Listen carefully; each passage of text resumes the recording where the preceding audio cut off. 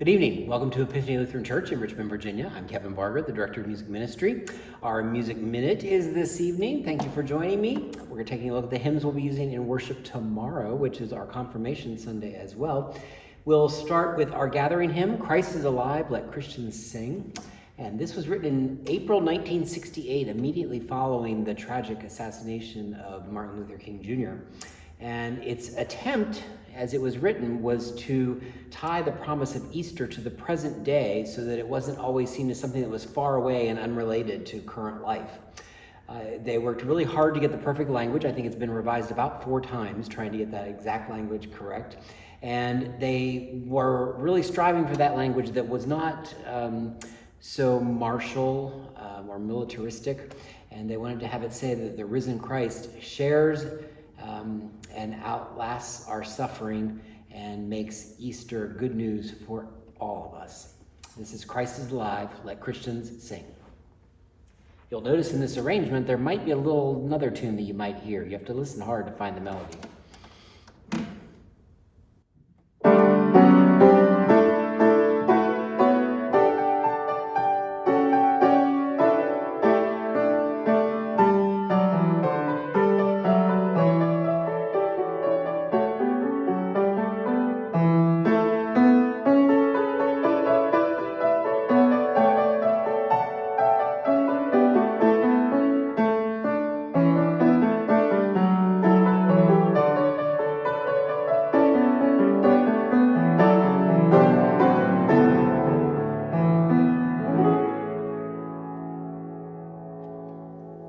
So what tune were you listening for? That's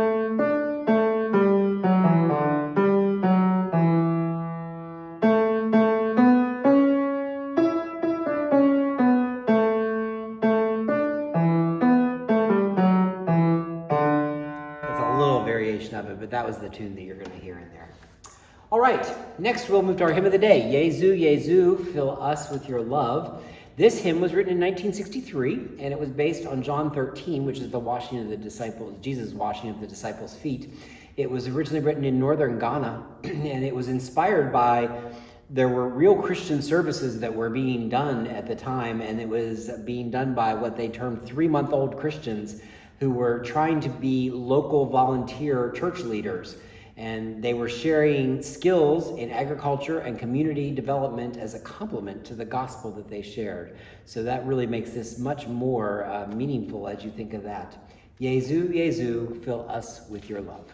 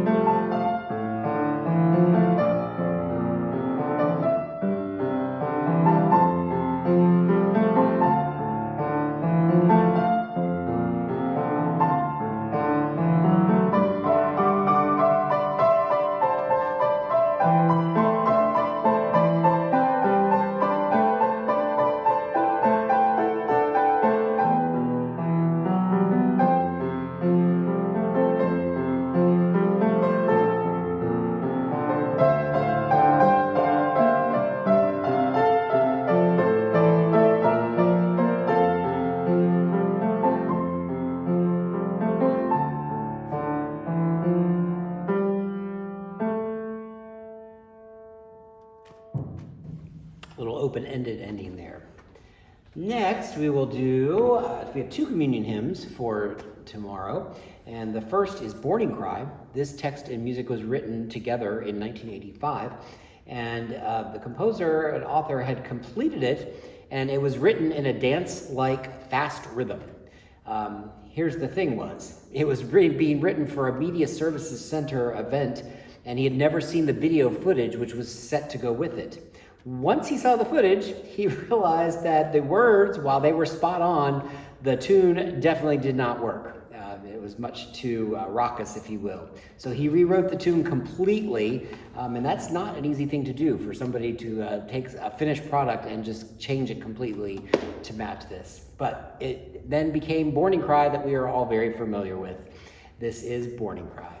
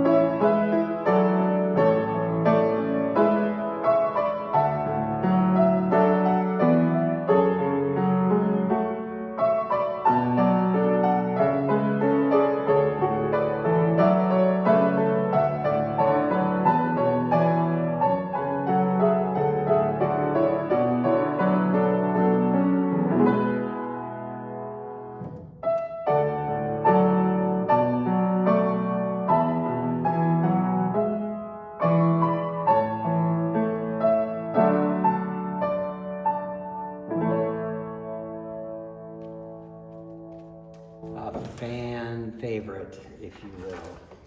All right. God be the love to search and keep me. This was a hymn that was written as in a style of a Celtic prayer or hymn for protection that was sung while putting on armor or clothing. So kind of put that in the back of your head as you think of this. Be Thou My Vision is another example of a song that is kind of like that. The stanzas of this particular hymn ask for Christ to be known in what animates life and faith. So it's in the saints, in the elements, in physical spaces, and in the people all around the singer. This is God be the love to search and keep me.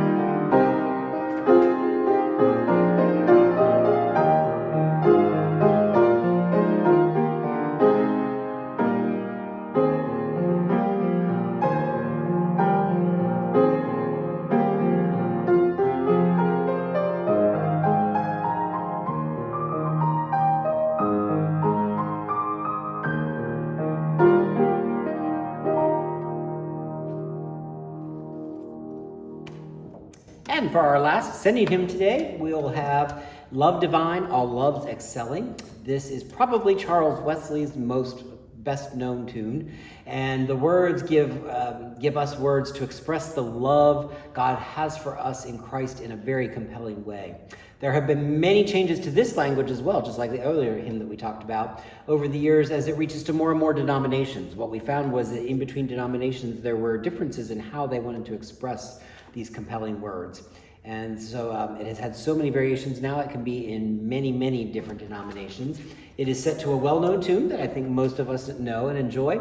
And we will have a very special setting of this in worship tomorrow, featuring brass and organ and handbells, and of course, you singing. So this is a little jazz version of Love Divine, All Loves Excelling.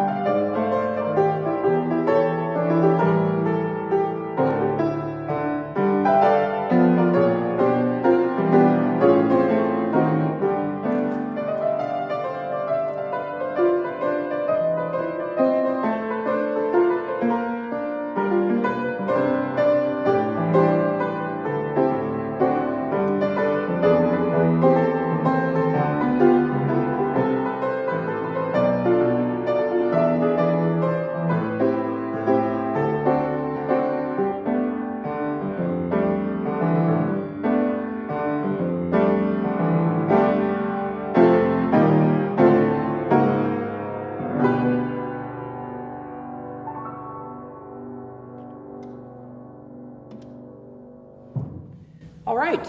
Well, I hope you enjoyed that this evening. Thank you for joining me again. And if you're coming in person tomorrow, we hope you are. It'll be at 8:30 and 11 in the sanctuary, and our 11 o'clock service, as always, will be live streamed on our YouTube channel. Keep in mind, this is the last week that we have worship at 11 o'clock until we start our summer schedule next weekend at 10:30. So this week's still at 11, next week at 10:30. Thanks again for joining me. Have a great evening.